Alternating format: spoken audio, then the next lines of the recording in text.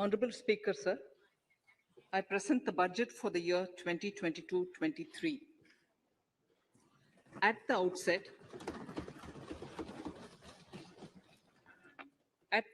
sir, I want to take a moment to express my empathy for those who had to bear adverse health and economic effects of the pandemic.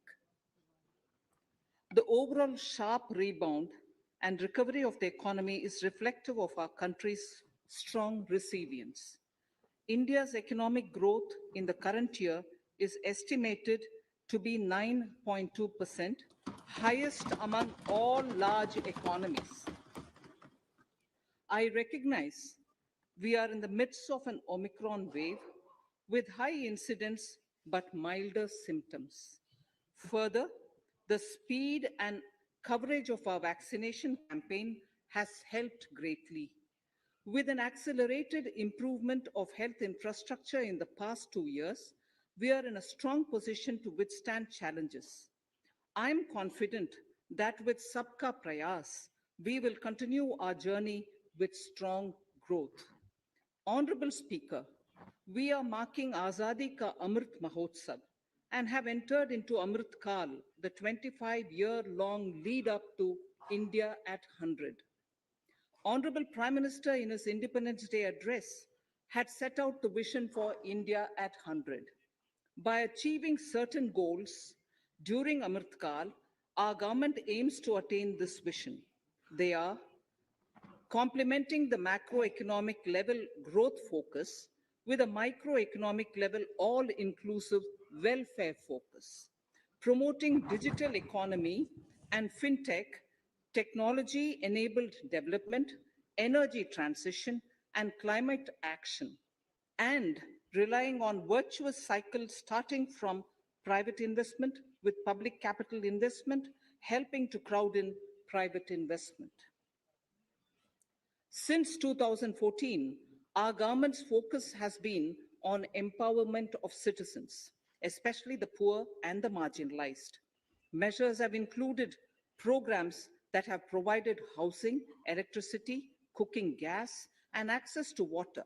We also have programs for ensuring financial inclusion and direct benefit transfers.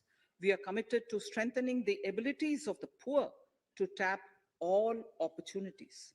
Our government constantly strives to provide the necessary ecosystem for the middle classes, a vast and wide section which is populated across various middle income brackets, to make use of the opportunities they so desire. This budget seeks to lay the foundation and give a blueprint to steer the economy over Amrit Kal of the next 25 years, from India at 75 to India at 100. It continues to build on the vision drawn in the budget of 21-22. Its fundamental tenets, which included transparency of financial statement and fiscal position, reflect the government's intent, strengths, and challenges. This continues to guide us. The initiatives of the last year's budget have seen significant progress and have been provided with adequate allocations in this budget as well. The strengthening of health infrastructure, speedy implementation of the vaccination program, and the nationwide resilient response to the current wave of the pandemic are evident for all. The productivity-linked incentive in 14 sectors for achieving the vision of Atmanirbhar Bharat has received excellent response, with potential to create 60 lakh new jobs and an additional production of 30 lakh crore during next 5 years. Towards implementation of the new public sector enterprise policy, the strategic transfer of ownership of Air India has been completed. The strategic partner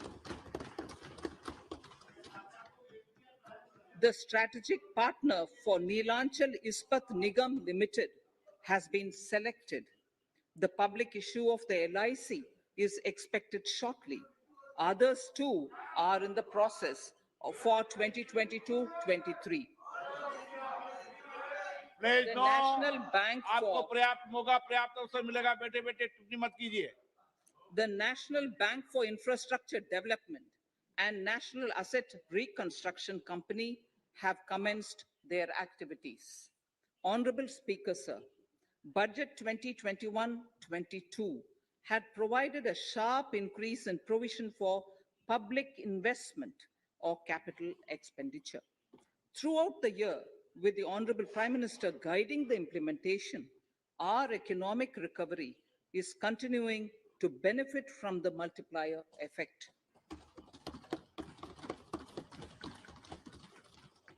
This budget continues to provide impetus for growth. It lays a parallel track of one, a blueprint for the Amritkal, which is futuristic and inclusive. This will directly benefit our youth, women, farmers, the scheduled castes, and the scheduled tribes. And number two, big private public investment. Number two, big public investment for modern infrastructure, readying for India at 100. This shall be guided by PM Gati Shakti and be benefited by the synergy of multimodal approach.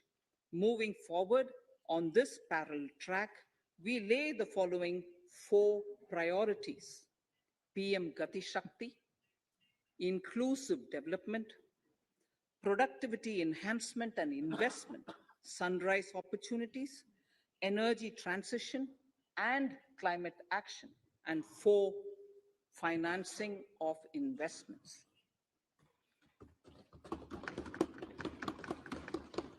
PM Gati Shakti. PM Gati Shakti is a transformative approach for economic growth and sustainable development. The approach is driven by 7 engines, namely roads, railways, airports, ports, mass transport, waterways, and logistics infrastructure. All 7 engines will pull forward the economy in unison. These engines are supported by the complementary roles of energy transmission, IT communication, bulk water and sewerage, and social infrastructure. Finally, the approach is powered by clean energy and Sabka Prayas, the efforts of the central government, the state governments, and the private sector together, leading to a huge job and entrepreneurial opportunities for all, especially the youth. PM Gati Shakti Master Plan, National Master Plan, the scope of PM Gati Shakti National Master Plan will encompass the 7 engines for economic transformation, seamless multimodal connectivity, and logistics efficiency. It will also include the infrastructure development by the state governments as per Gati Shakti Master Plan. The focus will be on planning, financing, including through innovative ways, use of technology, and speedier implementation. The projects pertaining to these 7 engines in the national infrastructure pipeline will be aligned with PM Gati Shakti framework. The touchstone of the master plan will be world-class modern infrastructure and logistics synergy among different modes of movement, both of people and goods, and location of projects. This will help raise the productivity and accelerate economic growth and development. Road transport. PM Gati Shakti Master Plan for expressways will be formulated in 22-23 to facilitate faster movement of people and goods. The national highways network will be expanded by 25,000 kilometers in 2022-23. 20,000 crores of rupees will be mobilized through innovative ways of financing to complement the public resources. The data exchange among all mode operators will be brought on unified logistics interface platform designed for application programming interface. This will provide for efficient movement of goods through different modes, reducing logistics cost and time, assisting just-in-time inventory management, and in eliminating tedious documentation. Most importantly, this will provide real-time information to all stakeholders and improve international competitiveness. Open source mobility stack for organizing seamless travel of passengers will also be facilitated. Contracts for implementation of multimodal logistic parks at 4 locations through PPP mode will be awarded in 22-23. Railways will develop new products and efficient logistics services for small farmers and small and medium enterprises, besides taking the lead in integration of postal and railways network to provide seamless solutions for movement of parcels. One station, one product concept will be popularized to help local businesses and supply chains.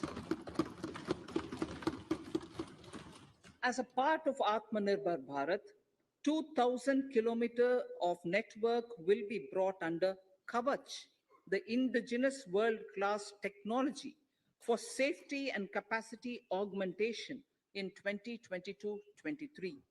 400 new generation Vande Bharat trains will better energy efficiency and passenger riding experience will be developed and manufactured during the next 3 years. 100 PM Gati Shakti cargo terminals for multimodal logistics facilities will be developed during the next 3 years. Innovative ways of financing and faster implementation will be encouraged for building metro systems of appropriate type at scale. Multimodal connectivity between mass urban transport and railway stations will be facilitated on priority.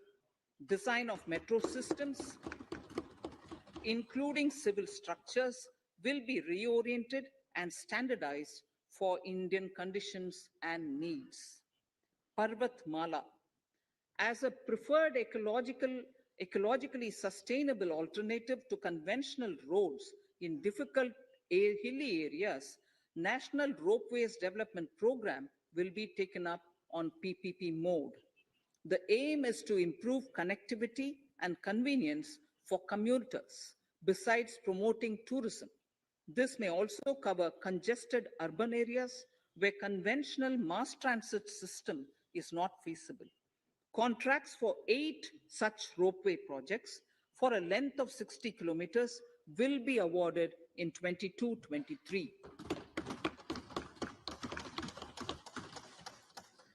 With technical support from the Capacity Building Commission, central ministries, state governments, and their infra agencies will have their skills upgraded.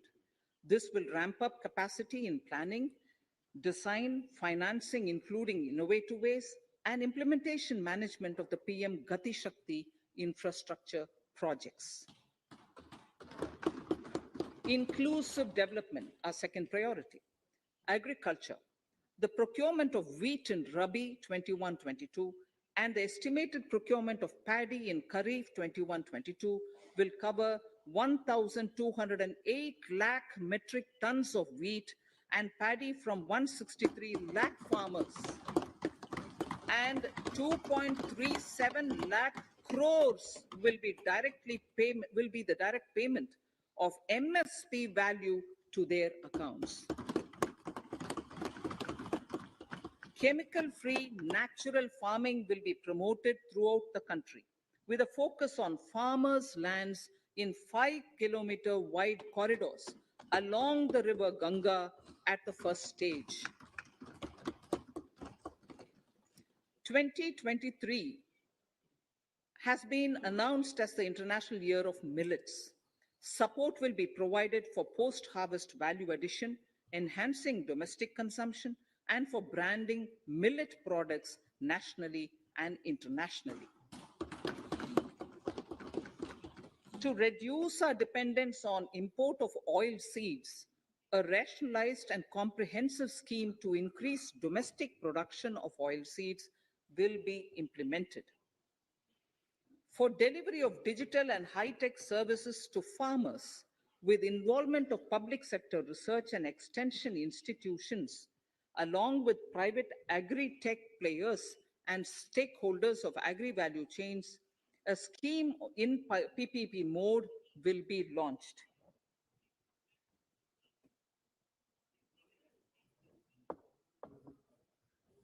Use of Kisan drones will be promoted for crop assessment, digitization of land records, spraying of insecticides and nutrients. States will be encouraged to revise syllabi of agricultural universities to meet the needs of natural, zero budget, and organic farming, modern day agriculture, value addition, and management. A fund with blended capital raised under the co-investment model will be facilitated through the NABARD. This is to finance startups for agriculture and rural enterprise relevant for farm produce value chain. The activities of these startups will include inter alia, support for FPOs, machinery for farmers on rental basis at farm level, and technology including IT-based support. The implementation of the Kane-Betwa link project at an estimated cost of 44,605 crores will be taken up. This is aimed at providing irrigation benefits to 9.0 lakh hectare of farmers' lands, drinking water supply to 62 lakh people, 103 megawatt of hydro, 27 megawatt of solar power, allocations of 4,300 crores of rupees in the RE 21-22 and 1,400 crores of rupees in 22-23 have been made for this project. Honorable Speaker, sir, draft DPRs for 5 river links, namely Daman Ganga Pinjal, Partapi Narmada, Godavari Krishna, Krishna Pennar, and Pennar Kaveri have been finalized. Once a consensus is reached among the beneficiary states, the center will provide support for their implementation. For farmers to adopt suitable varieties of fruits and vegetables and to use appropriate production and harvesting techniques, our government will provide a comprehensive package with participation of state governments. MSMEs, Udyam, eShram, NCS, and ASEAM portals will be interlinked. Their scope will be widened. They will now perform as portals with live organic databases, providing G2C, B2C, and B2B services. These services will relate to credit facilitation, skilling, and recruitment with an aim to further formalize the economy and enhance entrepreneurial opportunities for all. Emergency Credit Line Guarantee Scheme has provided the much needed additional credit to more than 130 lakh MSMEs. This has helped them mitigate the adverse impact of the pandemic. The hospitality and related services, especially those by micro and small enterprises, are yet to regain their pre-pandemic level of business. Considering these aspects, the ECLGS will be extended up to March 2023, and its guarantee cover will be expanded by 50,000 crores of rupees to total cover of 5 lakh crores.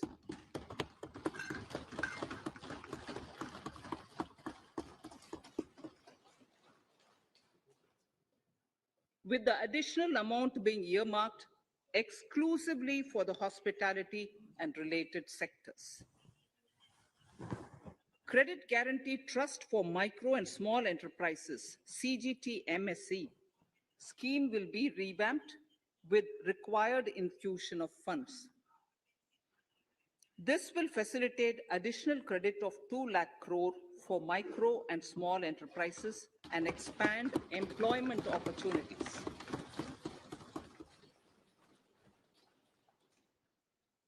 Raising and accelerating MSME performance ramp program will outlay of 6,000 crore over 5 years will be rolled out.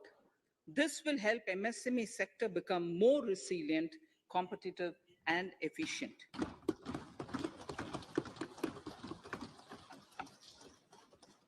Skilling programs and partnership with the industry will be reoriented to promote continuous skilling avenues, sustainability, and employability.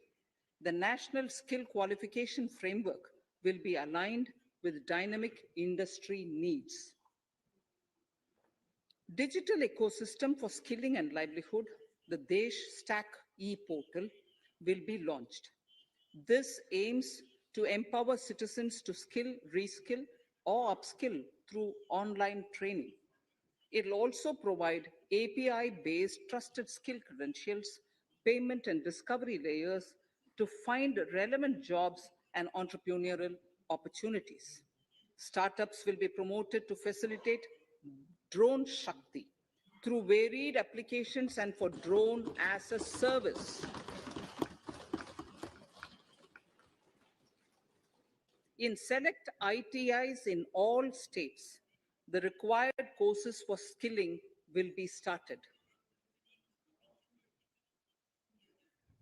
Due to the pandemic-induced closure of schools, our children, particularly in the rural areas and those from scheduled castes and scheduled tribes and other weaker sections, have lost almost 2 years of formal education.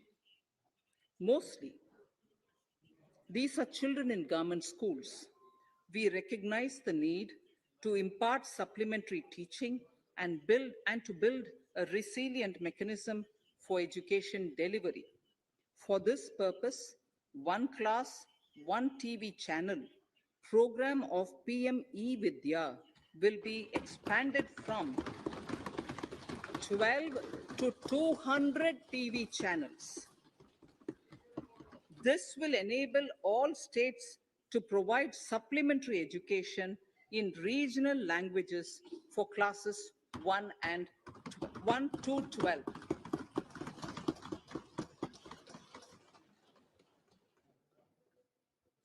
High quality e-content in all spoken languages will be developed for delivery via internet, mobile phones, TV, and through radio and digital teachers. A competitive mechanism for development of quality e-content by the teachers will be set up to empower and equip them with digital tools of teaching and facilitate better learning outcomes. A digital university will be established to provide access to students across the country for world-class quality universal education with personalized learning experience at their doorsteps. This will be made available in different Indian languages and ICT formats. The university will be built on a networked hub and spoke model, with the hub building cutting edge ICT expertise. The best public universities and institutions in the country will collaborate as a network of hub and spoke. An open platform for the national digital health ecosystem will be rolled out.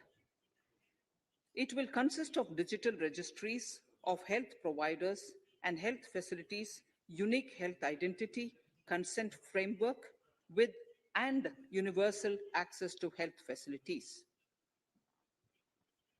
The pandemic has accentuated mental health problems in people of all ages. To better the access to quality mental health counseling and care services, a national tele-mental health program will be launched. This will include a network of 23 tele-mental health centers of excellence, with NIMHANS being the nodal center and International Institute of Information Technology, Bangalore, IIT Bangalore, providing technology support. Recognizing the importance of Nari Shakti as the harbinger of our bright future and for women-led development, during the Amritkal, our government has comprehensively revamped the schemes of the Ministry of Women and Child Development. Accordingly, three schemes, namely Mission Shakti, Mission Vatsalya, Saksham Anganwadi, and Poshan 2.0, were launched recently to provide integrated benefits to women and children. Saksham Anganwadis are a new generation Anganwadis that have better infrastructure and audio visual aids, powered by clean energy and providing improved environment for early childhood development. 2 lakh Anganwadis will be upgraded under this scheme. Current coverage of Har Ghar Nal Se Jal is 8.7 crores. Of this, 5.5 crore households were provided tap water in last 2 years itself. Allocation of 60,000 crores of rupees has been made with an aim to cover 3.8 crore households in 2022 and 23. In 22-23, 80 lakh houses will be completed for the identified eligible beneficiaries of the PM Awas Yojana, both rural and urban. 48,000 crores is allotted for this purpose. The central government will work with the state governments for reduction of time required for all land and construction related approvals, for promoting affordable housing for middle class and for the economically weaker sections in urban areas. We shall also work with the financial sector, regulators, to expand access to capital along with reduction in cost of intermediaries. A new scheme, Prime Minister's Development Initiative for the Northeast, will be implemented through the Northeastern Council. It will fund infrastructure in the spirit of PM Gati Shakti and social development projects based on felt needs of the Northeast. This will enable livelihood activities for youth and women, filling the gaps in various sectors. It will not be a substitute for existing central or state schemes. While the central ministries may also post their candidate projects, priority will be given to those posted by the states. An initial allocation of 1,500 crores of rupees will be made, and the initial list of projects is given in Annexure 1 of my speech. Our vision to improve the quality of life of citizens in the most backward districts of the country through aspirational districts program has been translated into reality in a very short span of time. 95% of those 112 districts have made significant progress in key sectors such as health, nutrition, financial inclusion, and basic infrastructure. They have surpassed even some of the state average values.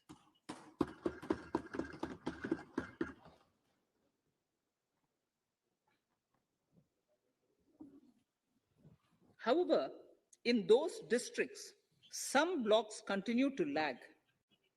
In 22-23, the program will focus on such blocks in those districts.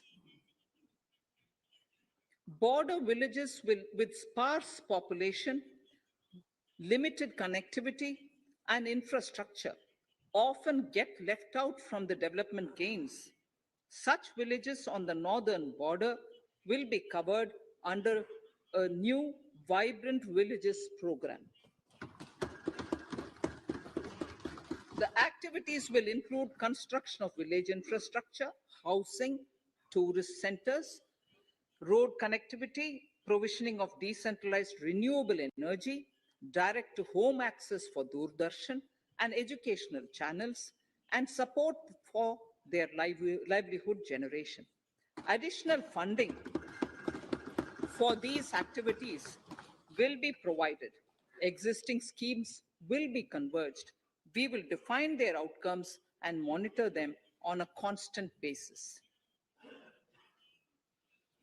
In 2022, 100% of 1.5 lakh post offices will come on the core banking system, enabling financial inclusion and access to accounts through net banking, mobile banking, ATMs, and also provide online transfer of funds between post office accounts and bank accounts. This will be helpful, especially for farmers and senior citizens in rural areas, enabling interoperability and financial inclusion.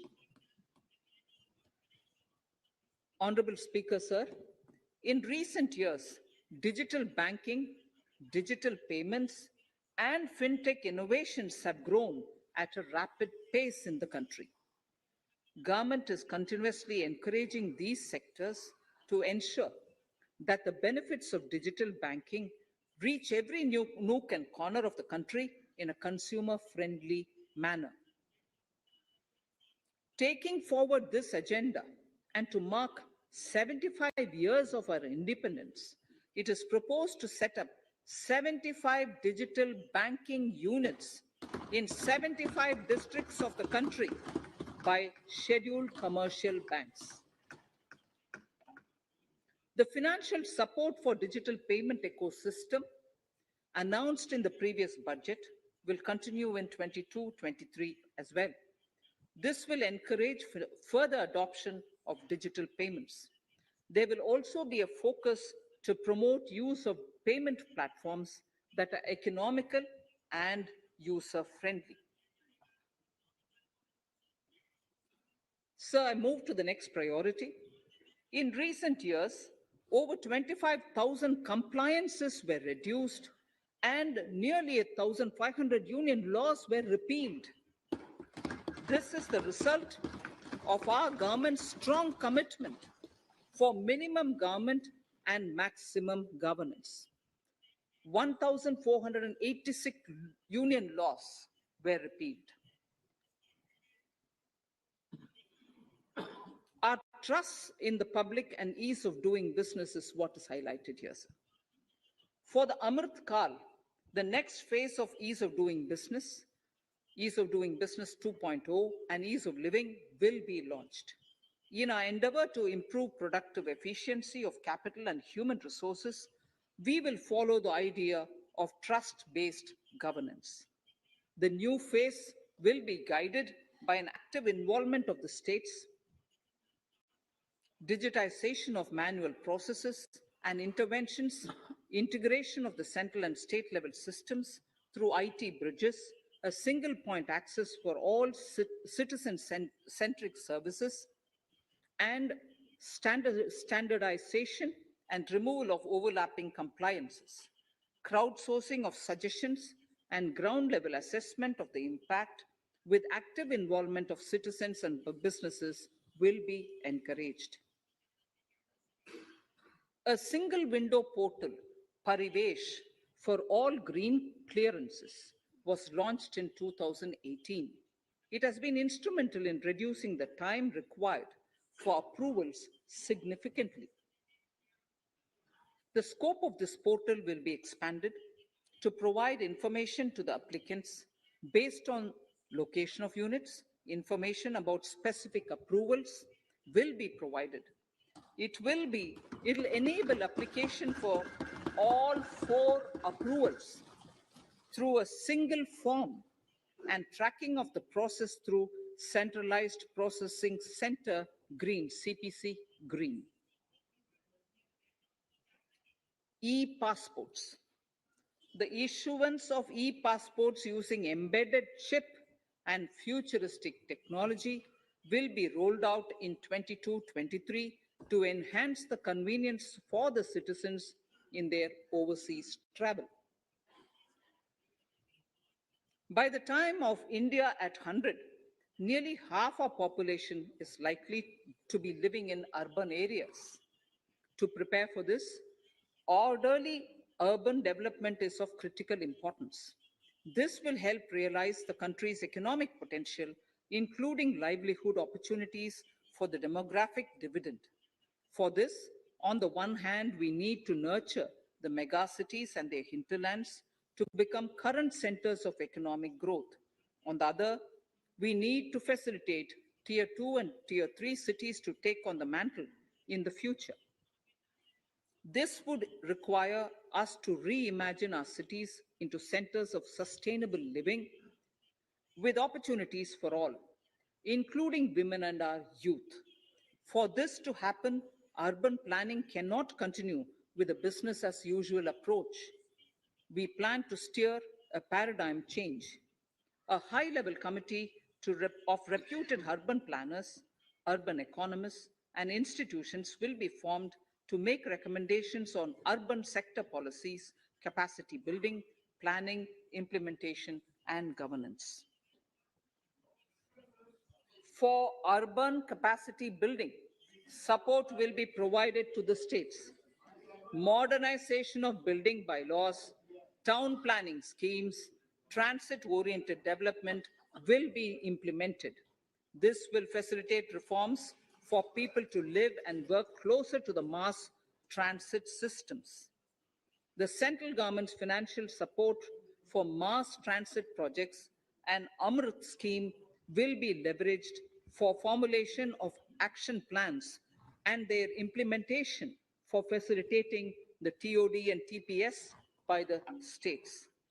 For developing India-specific knowledge in urban planning and design, and to deliver certified training in these areas, up to 5 existing academic institutions in different regions will be designated as centers of excellence.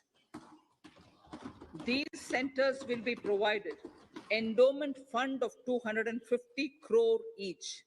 In addition, the AICTE will take the lead to improve syllabi, quality, and access of urban planning courses in other institutions. We will promote a shift to use of public transport in urban areas. This will be complemented by clean tech and governance solutions, special mobility zones with zero fossil fuel policy and EV vehicles. Battery swapping policy. Considering the constraint of space in urban areas, for setting up charging stations at scale, a battery swapping policy will be brought out and interoperability standards will be formulated.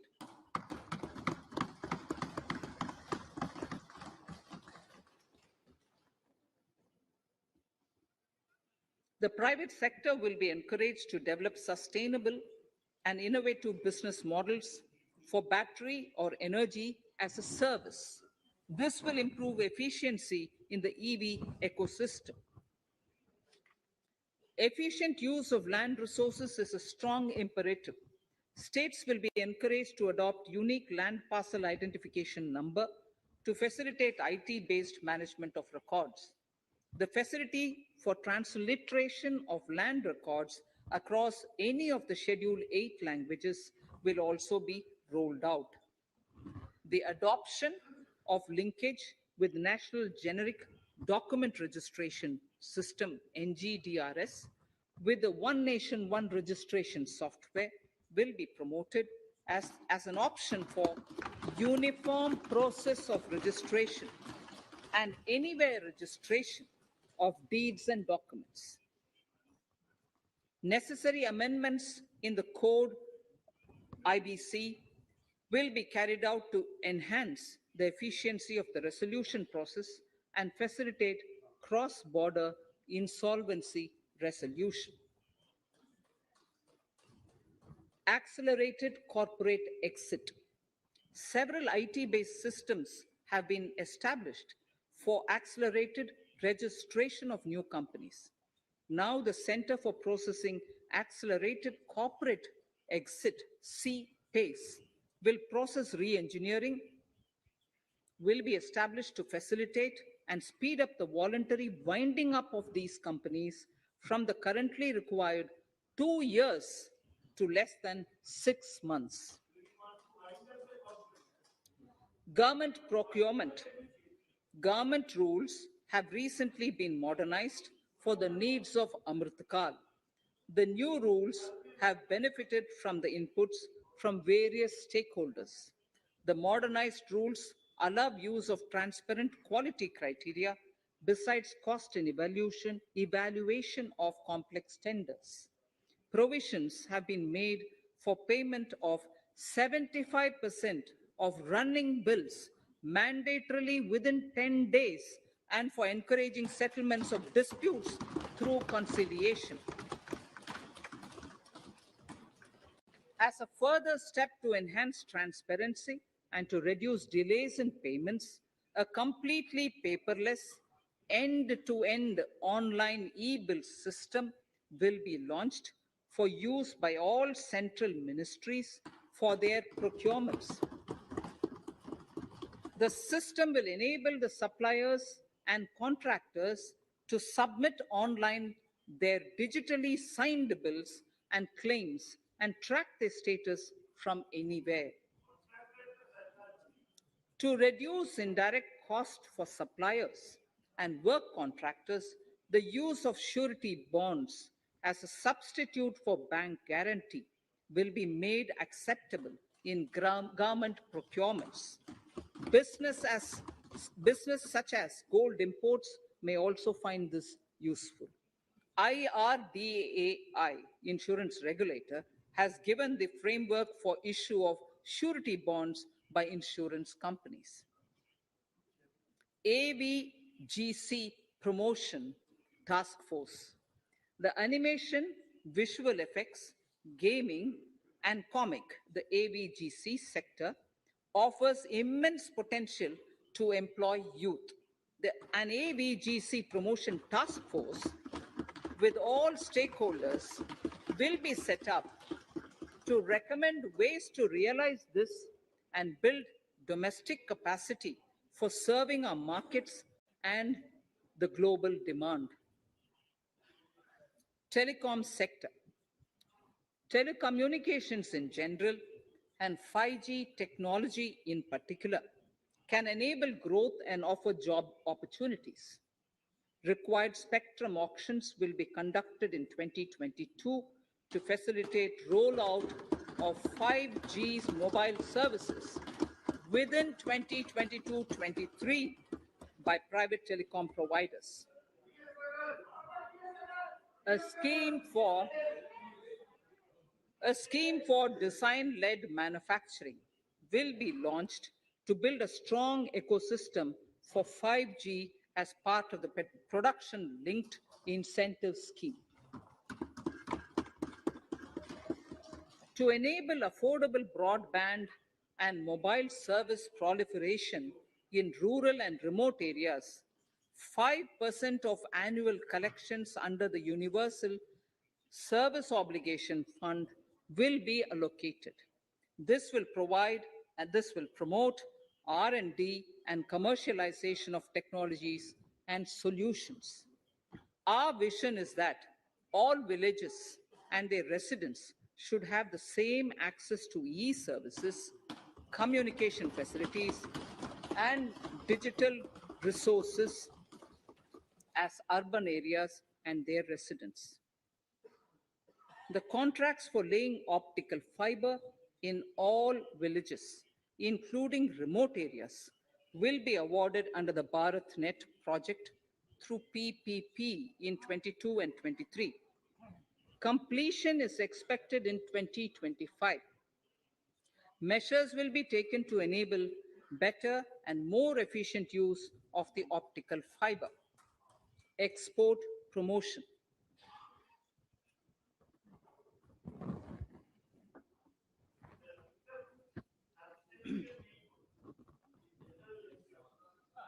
The Special Economic Zones Act will be replaced with a new legislation that will enable the states to become partners in development of enterprise and service hubs.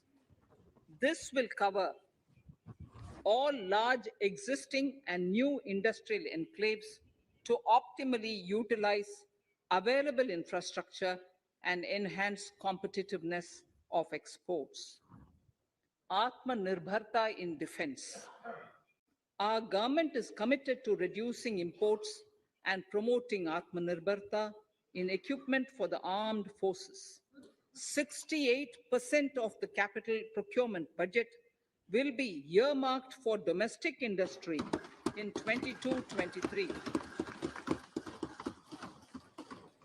up from 58% in 21-22. Defense R&D will be opened up for industry, startups, and academia, with 25% of defense R&D budget earmarked. Private industry will be encouraged to take up design and development of military platforms and equipment in collaboration with DRDO and other organizations through SPV model. An independent nodal umbrella body will be set up for meeting wide-ranging testing and certification requirements. Artificial intelligence, geospatial systems and drones, semiconductor and its ecosystem, space economy, genomics and pharmaceuticals, green energy and clean mobility systems have immense potential to assist sustainable development at scale and modernize the country. They provide employment opportunities for our youth and make Indian industry more efficient and competitive. Supportive policies, light touch regulations, facilitative actions to build domestic capacities, and promotion of research and development will guide the government's approach. For R&D in the sunrise opportunities, in addition to efforts of collaboration among academia, industry, and public institutions, government contribution will be provided. Energy transition and climate change. The risks of climate change are the strongest negative externalities that affect India and other countries. As Honorable Prime Minister said at the COP26 summit in Glasgow last November, and I quote, "What is needed today is mindful and deliberate utilization instead of mindless, destructive consumption," unquote. The low carbon development strategy, as enunciated in the Panchamrit that he announced is an important reflection of our government's strong commitment towards sustainable development. The strategy opens up huge employment opportunities and will take the country on a sustainable development path. This budget proposes several near-term and long-term actions accordingly. Solar power.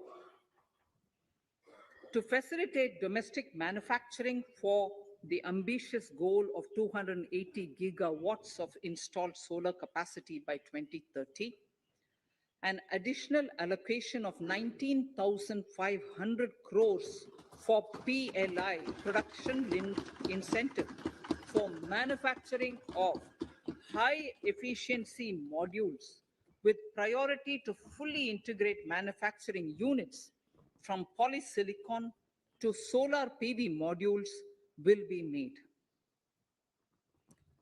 Honorable Speaker, sir, the circular economy transition is expected to help in productivity enhancement as well as creating large opportunities for new businesses and jobs. The action plans for 10 sectors such as electronic waste, end-of-life vehicles, used oil waste, toxic and hazardous industrial waste are already ready. The focus will now be on addressing important cross-cutting issues of infrastructure, reverse logistics, technology upgradation, and integration with informal sector. This will be supported by active public policies covering regulations, extended producers' responsibilities framework, and innovation facilities. 5 to 7% biomass pellets will be co-fired in thermal power plants, resulting in carbon dioxide savings of 38 MMT annually. This will also provide extra income to farmers and job opportunities to locals and help avoid stubble burning in agricultural fields.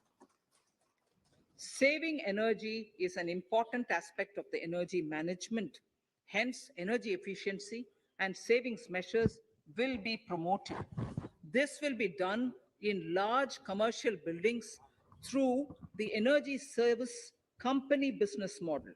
It will facilitate capacity building and awareness for energy audits, performance contracts, and common measurement of and verification protocol.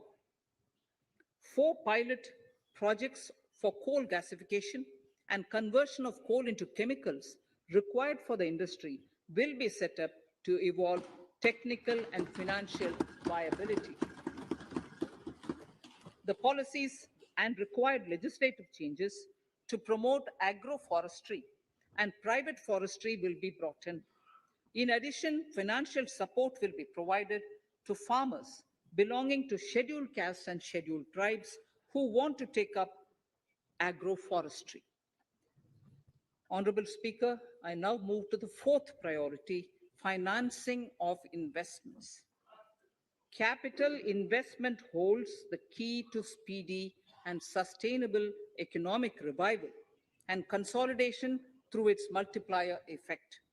Capital investment also helps in creating employment opportunities, induced enhanced demand for manufactured input from large industries and MSMEs, services from professionals, and help farmers through better agri infrastructure. The economy has shown strong resilience to come out of the effects of the pandemic with high growth. However, we need to sustain that level to make up for the setback of 2020-2021. As outlined in para 5 earlier, the virtuous cycle of investment requires public investment to crowd in private investment. At this stage, private investments seem to require that support to rise to their potential and to the needs of the economy. Public investment must continue to take the lead and pump prime the private investment and demand in 2022-23. Considering the above imperative, the outlay for capital expenditure in the union budget is once again being stepped up sharply by 35.4% from 5.54 lakh crore in the current year to 7.50 lakh crores in 22-23. This has increased to more than 2.2 times the expenditure of 2019-20. This outlay in 22-23 will be 2.9% of the GDP. Effective capital expenditure. With this investment taken together with the provision made for creation of capital assets through grants and aid to states, the effective capital expenditure of the central government is estimated at 10.68 lakh crores in 22-23, which will be about 4.1% of the GDP. Green bonds. As a part of the government's overall market borrowings in 22-23, sovereign green bonds will be issued for mobilizing resources for green infrastructure. The proceeds will be deployed in public sector projects, which help in reducing the carbon intensity of the economy. Gift IFSC. World-class foreign universities and institutions will be allowed in the gift city to offer courses in the financial management, fintech, science, technology, engineering, and mathematics free from domestic regulations, except those by the IFSCA to facilitate availability of high-end human resources for financial services and technology.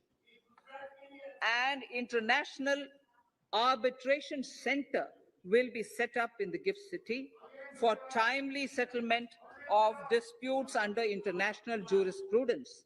Services Services for global capital for sustainable and climate finance in the country will be facilitated in the gift city.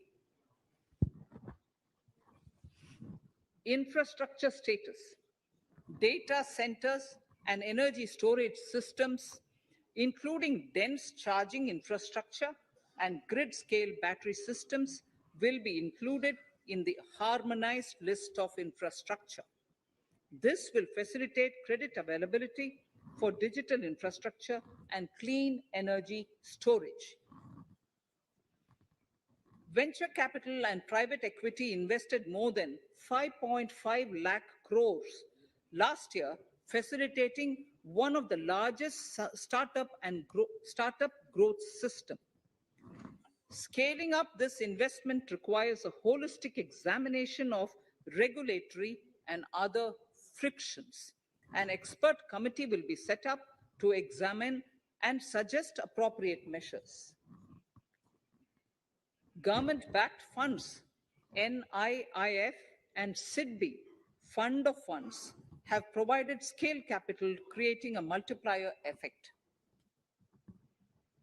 For encouraging important sunrise sectors such as climate action, deep tech, digital economy, pharma, and agri-tech, the government will promote these thematic funds for blended finance, with the government share being limited to 20% and the funds being managed by private fund managers. For financing the infrastructure needs, the stepping up of public investment will need to be complemented by private capital at a significant scale. Measures will be taken to enhance financial viability of projects, including PPP, with technical and knowledge assistance from multilateral agencies. Enhancing financial viability shall also be obtained by adopting global best practices, innovative ways of financing, and balanced risk allocation. Digital rupee.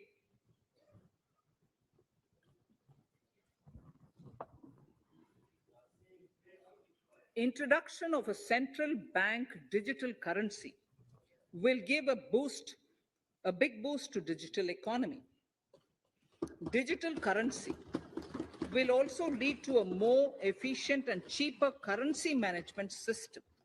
It is therefore proposed to introduce digital rupee using blockchain and other technologies to be issued by the Reserve Bank of India starting 2022 and 23. Financial assistance to states for capital investment. Reflecting the true spirit of cooperative federalism, the central government is committed to bolstering the hands of the states in enhancing their capital investment towards creating productive assets and generating remunerative employment. The scheme for financial assistance to states for capital investment has been extremely well received by the states. In deference to the requests received during my meeting with the chief ministers and state finance ministers, the outlay for this scheme is being enhanced from 10,000 crores in the budget estimates to 15,000 crores in the revised estimates for the current year.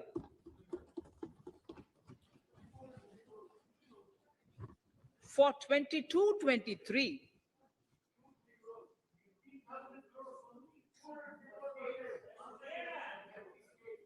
I'll repeat that sentence for the benefit of many of our honorable members.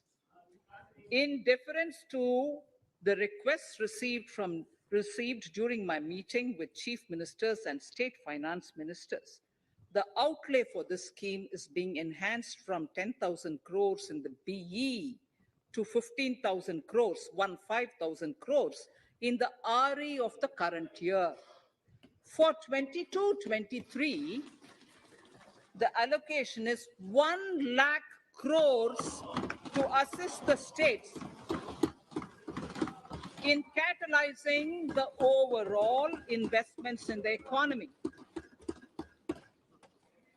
These 50-year interest-free loans are over and above the normal borrowings allowed to the states, are over and above the normal borrowings to the states. This allocation will be used for PM Gati Shakti related and other productive capital investments of the states. It will also include components for supplemental funding for priority segments of PM Gram Sadak Yojana, including support for the state share, digitization of the economy, including digital payments and completion of OFC network, and reforms related to building bylaws, town planning schemes, transit-oriented development, and transferable development rights.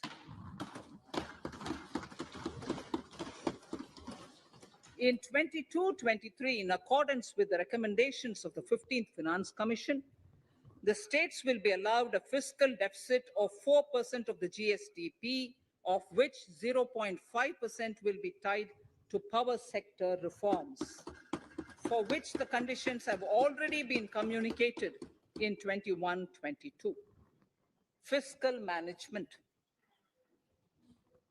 As against a total expenditure of 34.83 lakh crores of rupees projected in the BE 21-22, the revised estimate is 37.70 lakh crores.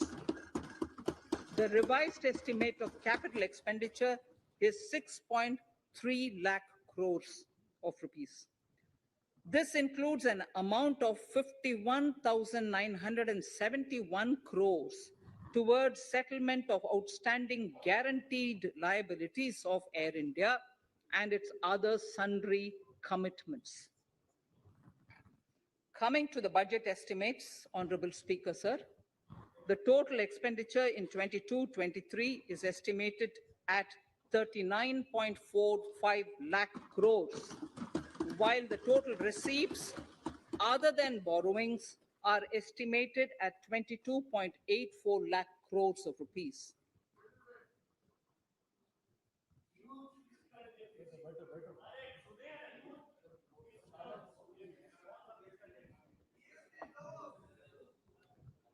The revised fiscal deficit, Honorable Speaker, in the current year is estimated at 6.9% of the GDP, as against 6.8% projected in the budget estimates.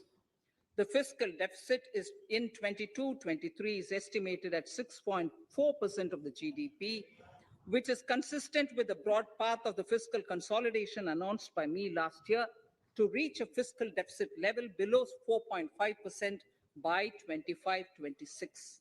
While setting the fiscal deficit level in 22-23, I'm conscious of the need to nurture growth through public investment to become stronger and sustainable. I will now move to part B of my speech.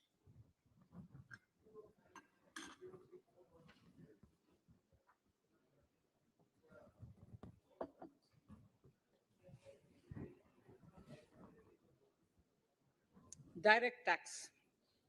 Honorable Speaker, sir, I take this opportunity to thank all the taxpayers of our country who have contributed immensely and strengthened the hands of the government in helping their fellow citizens in this hour of need. So I have brought in a little verse from the Mahabharata. I won't spend more time reading because I would like the speech to get the enough time. However, the substance of it is the king must make arrangements for Yoga Kshema, which is the welfare of the populace, by way of abandoning any laxity and by governing the state in line with Dharma, along with collecting taxes which are in consonance with Dharma. This is Mahabharata Shanti Parva Adhyaya, Shloka 11 from 72. Drawing wisdom from our ancient texts, we continue on the path to progress. The proposals in this budget, while continuing with our declared policy of stable and predictable tax regime, intend to bring more reforms that will take ahead our vision to establish a trustworthy tax regime. This will further simplify the tax system, promote voluntary compliance by taxpayers, and reduce litigation. Introducing new updated return. India is growing at an accelerated pace and people are undertaking multiple financial transactions. The Income Tax Department has established a robust framework of reporting of taxpayers' transactions. In this context, some taxpayers may realize that they have committed omissions or mistakes in correctly estimating their income for tax payment. To provide an opportunity to correct such errors, I'm proposing a new provision permitting taxpayers to file an updated return on payment of additional tax. This updated return can be filed within 2 years from the end of the relevant assessment year.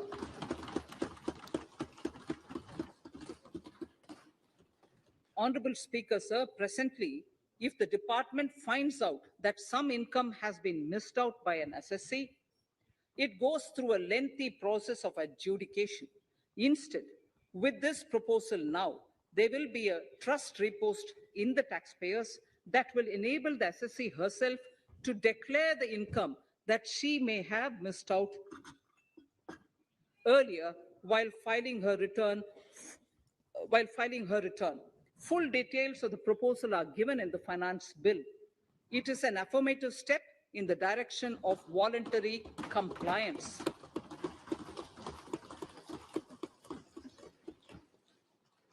Reduced alternative minimum tax rate and surcharge for cooperatives. Currently, cooperative societies are required to pay alternate minimum tax at the rate of 18 and 1.5%. However, companies pay the same rate, the same, which is the alternate minimum tax, at the rate of 15%. To provide a level playing field between cooperative societies and companies, I propose to reduce this rate for the cooperative societies also to 15%. Honorable Speaker, sir, I also propose to reduce the surcharge on cooperative societies from the present 12% to 7% for those having total income of more than 1 crore and up to 10 crores. This would help in enhancing income of cooperative societies and its members who are mostly from the rural and from farming communities. Tax relief to persons with disability. The parent or guardian of a differently abled person can take an insurance scheme for such person. The present law provides for deduction to the parent or guardian only if the lump sum payment or annuity is available to the differently abled person on the death of the subscriber, that is the parent or the guardian.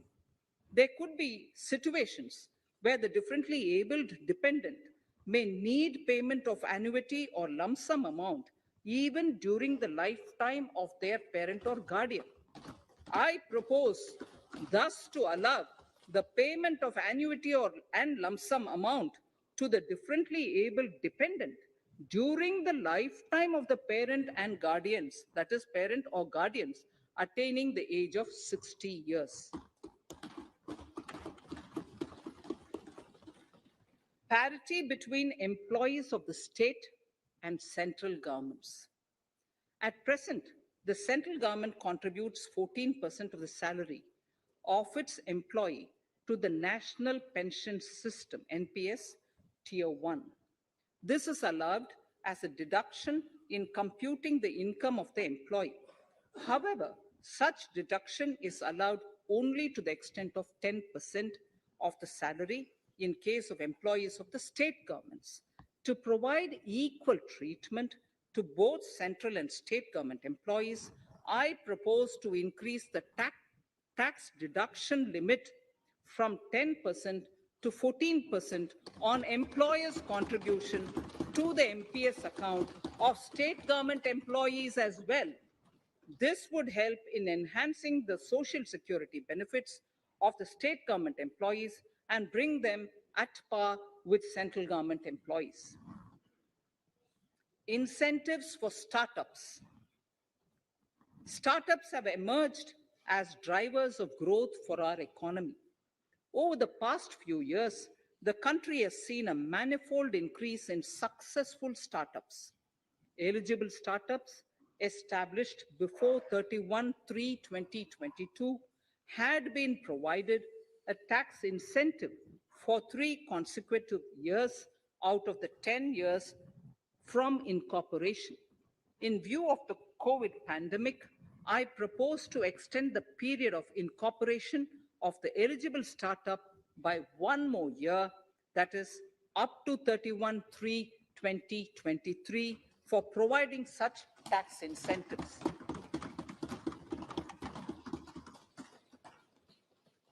Incentives for newly incorporated manufacturing entities under concessional tax regime.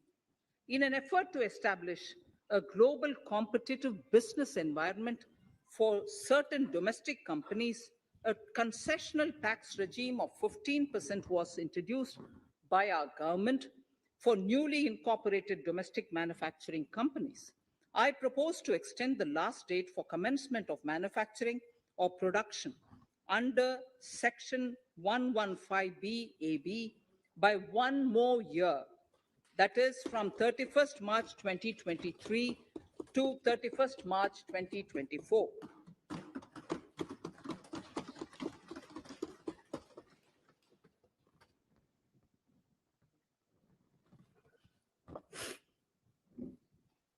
Scheme for taxation of virtual digital assets.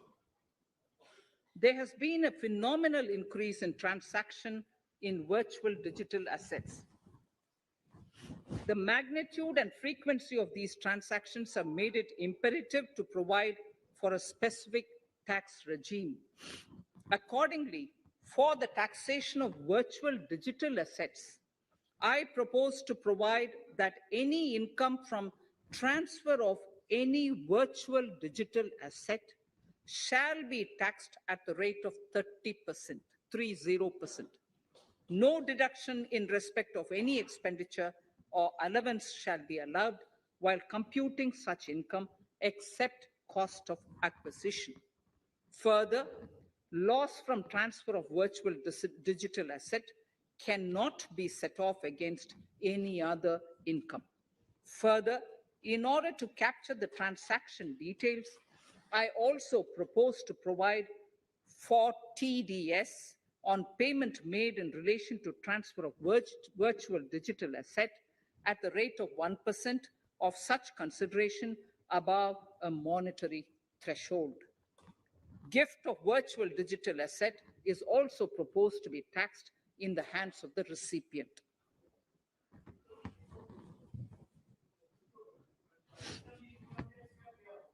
Litigation management to avoid repetitive appeals by the department. It has been observed that a lot of time and resources are consumed in filing of appeals which involve identical issues. Taking forward our policy of sound litigation management, I propose to provide that if a question of law in the case of an assessee is identical to a question of law which is pending in the appeal before a jurisdictional high court or Supreme Court, in any case, the filing of further appeal in the case of this assessee by the department shall be deferred till such a question of law is decided by the jurisdictional high court or the Supreme Court. This will greatly help in reducing the repeated litigation between taxpayer and the department. Taking forward our efforts to further promote the IFSC, I hereby propose to provide that income of a non-resident from offshore derivative instruments or over-the-counter derivatives issued by an offshore banking unit, income from royalty and interest on account of lease of ship, and income received from portfolio management services in IFSC shall be exempt from tax subject to specified conditions. Rationalization of surcharge. In the globalized business world, there are several work contracts whose terms and conditions mandatorily require formation of a consortium. The members in the consortium are generally companies. In such cases, the income of these AOPs has to suffer a graded surcharge up to 37%, which is a lot more than surcharge on the individual companies. Accordingly, I propose to cap the surcharge of these AOPs at 15%, 15%. Further, the long-term capital gains on listed equity shares, units, etc., are liable to maximum surcharge of 15%, while other long-term capital gains are subjected to a graded surcharge, which goes up to 37%. I propose to cap the surcharge on long-term capital gains arising on transfer of any type of assets at 15%. This step will give a boost to startup community, and along with my proposal on the extended tax benefits to manufacturing companies and startups, reaffirms our commitment to Atmanirbhar Bharat. Clarification in relation to health and education cess as business expenditure. The income tax is not an allowable expenditure for computation of business income. This includes tax as well as surcharges. The health and education cess is imposed as an additional surcharge on the taxpayer for funding specific government welfare programs. However, some courts have allowed health and education cess as business expenditure, which is against the legislative intent. To reiterate the legislative intent, I propose to clarify that any surcharge or cess on income and profits is not allowable as business expenditure. Deterrence against tax evasion. Honorable Speaker, sir, presently there is ambiguity regarding set-off of brought forward loss against undisclosed income detected in search operations. It has been observed that in many cases where undisclosed income or suppression of sales, etc., is detected, payment of tax is avoided by setting off of losses. In order to bring certainty and to increase deterrence among tax evaders, I propose to provide that no set-off of any loss shall be allowed against undisclosed income detected during search and survey operations.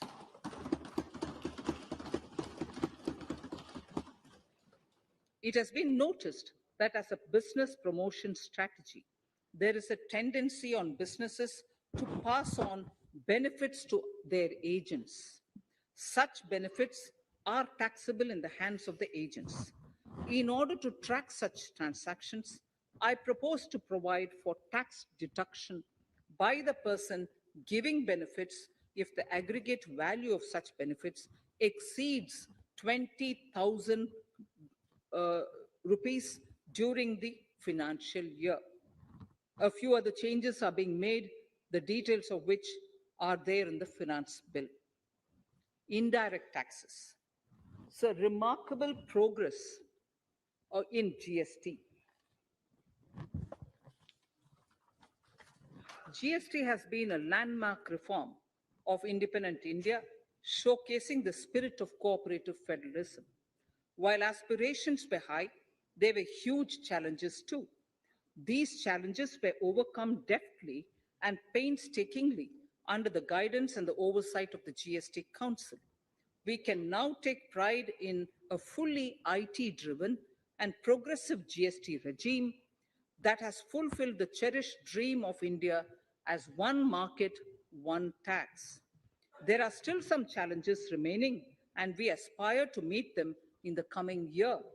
The right balance between facilitation and enforcement has engendered significantly better compliance, and enforcement has engendered better compliance.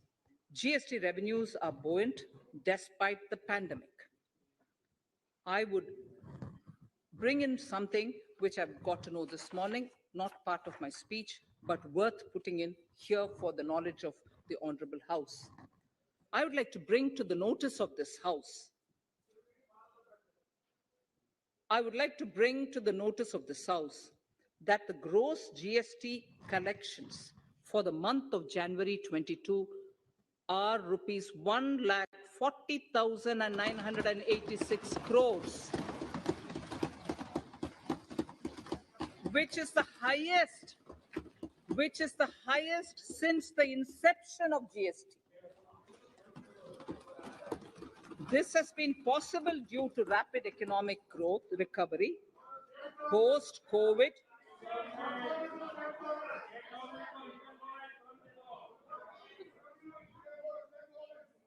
This has been possible due to the rapid economic recovery post-COVID, as well as various policy and administration undertaken by central and state tax administrations. Taxpayers deserve applause for this growth. Not only did they adapt to the changes, but enthusiastically contributed to the cost of paying taxes. Special economic zones.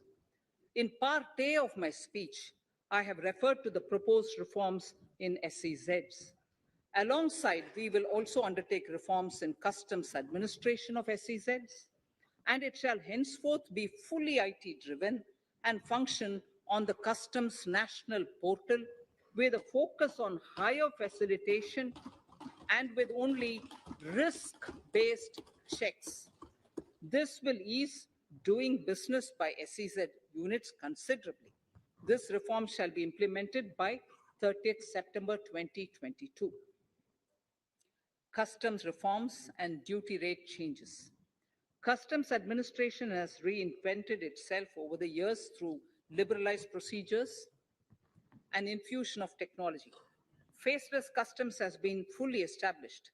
During COVID-19 pandemic, customs formation have done exceptional frontline work against all odds, displaying agility and purpose. Customs reforms have played a very vital role in domestic capacity creation, providing level playing field to our MSMEs, easing the raw material supply side constraints, enhancing ease of doing business, and being an enabler to other policy initiatives such as PLI and phased manufacturing plans. My proposal on customs side are aligned to these objectives. Project imports and capital goods. National Capital Goods Policy 2016 aims at doubling the production of capital goods by 2025. This would create an employment opportunities and result in increased economic activity. However, several duty exemptions, even extending to over 3 decades, in some cases have been granted to capital goods for various sectors like power, fertilizer, textiles, leather footwear, food processing, and fertilizers. These exemptions have hindered the growth of the domestic capital goods sector. Similarly, project import duty concessions have also deprived the local producers of a level playing field in areas like coal mining projects, power generation, transmission, or distribution projects, railway and metro projects. Our experience suggests that reasonable tariffs are conducive to the growth of domestic industry and make in India without significantly impacting the cost of essential imports. Accordingly, Honorable Speaker, sir, it is proposed to phase out the concessional rates in capital goods and project imports gradually and apply a moderate tariff of 7.5%. Certain exemptions for advanced machineries that are not manufactured within the country shall continue. A few exemptions are being introduced on inputs like specialized castings, ball screw, and linear motion guide to encourage domestic manufacturing of capital goods. In the last two budgets, we have rationalized several customs exemptions. We have once again carried out an extensive consultation, including by crowdsourcing. As a result of these consultations, more than 350 exemption entries are proposed to be gradually phased out. These include exemptions on certain agricultural produce,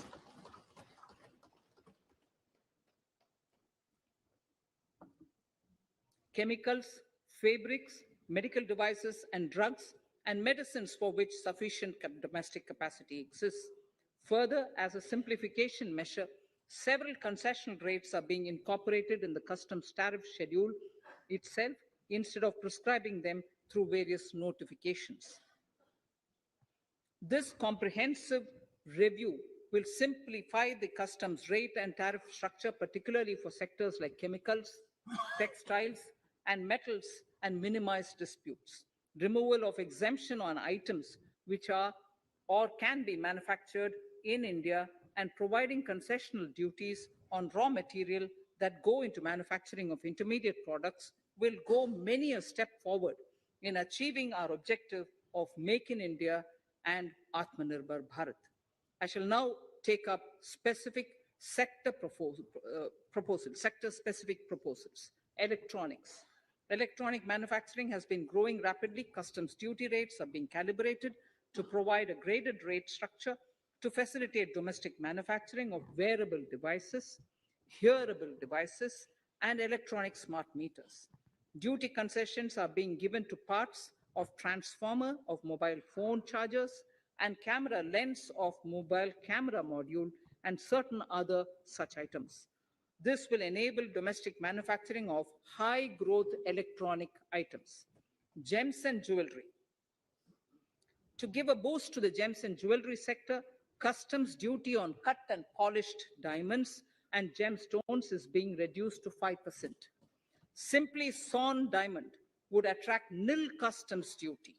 To facilitate export of jewelry through e-commerce, a simplified regulatory framework shall be implemented by June this year to disincentivize import of undervalued imitation jewelry. The customs duty on imitation jewelry is being prescribed in a manner that a duty of at least 400 rupees per kg is paid on its import. Chemicals. Customs duty on certain critical chemicals, namely methanol, acetic acid, and heavy feedstocks for petroleum refining are being reduced, while duty is being raised on sodium cyanide, for which adequate capacity in the domestic arena exists. These changes will help in enhancing domestic value addition. MSMEs. Duty on umbrellas is being raised to 20%. Exemption to parts of umbrellas is being withdrawn. Exemption is also being rationalized on implements and tools for agricultural sector which are manufactured in India. Customs duty exemption given to steel scrap last year is being extended for another year to provide relief to MSME secondary steel producers. Certain anti-dumping and CVD on stainless steel and coated steel flat products, bars of alloy steel, and high-speed steel are being revoked in larger public interest considering prevailing high prices of metals. To incentivize exports, exemptions are being provided on items such as embellishment, trimmings, fasteners, buttons, zipper, lining material, specified leather, furniture fittings, and packaging boxes that may be needed by bona fide exporters of handicrafts, textiles, leather garments, leather footwear, and other goods. Honorable Speaker, sir, duty is being reduced on certain inputs required for shrimp aquaculture so as to promote its exports. Tariff measure to encourage blending of fuel. Blending of fuel is a priority for this government. To encourage the efforts for blending of fuel, unblended fuel shall attract an additional differential excise duty of rupees 2 per litre from first day of October 22. A few other changes are being made in duty rates, customs tariff and customs law, the details of which are there in the finance bill. Mr. Speaker, sir, with these words, I commend the budget to this august House. Thank you. Item number 2 Shrimati Nirmala Sitharaman ji.